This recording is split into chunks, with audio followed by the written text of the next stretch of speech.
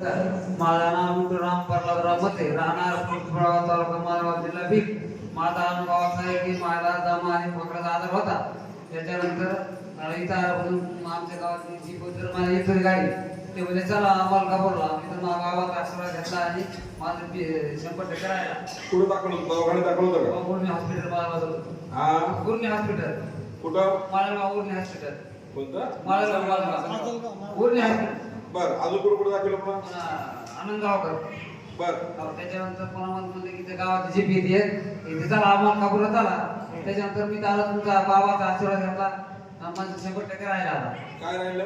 दमा आणि खोकला. त्याच्यानंतर पोटात 2 गाठी होत्या, गाठीवर संपून गेल्या, गाठीचं काय राहिलं. ओके चांगलं झालं. बाबा सांगताय मला दमा खोकला होता आणि पोटामध्ये गाठी होत्या, परंतु डॉक्टर वेगवेगळे डॉक्टर गेले, त्यामध्ये त्यांनी नावाचा उल्लेख केला. डॉक्टर आनंदगावकर, माजलगाव येथील उर्णी हॉस्पिटल असे 2 दवाखाने केले. ट्रीटमेंट घेतली पण फरक पडत नव्हता. परंतु इथं आलो, आशीर्वाद घेतला. दमा नाहीस झाला, पोटातल्या गाठ्या नाहीस झाल्या आणि खोकला जो यायचा तोही नाहीस झालाय. हा त्यांचा अनुभव आहे. टाळ्याच्या गजरात स्वागत करूया. धन्यवाद.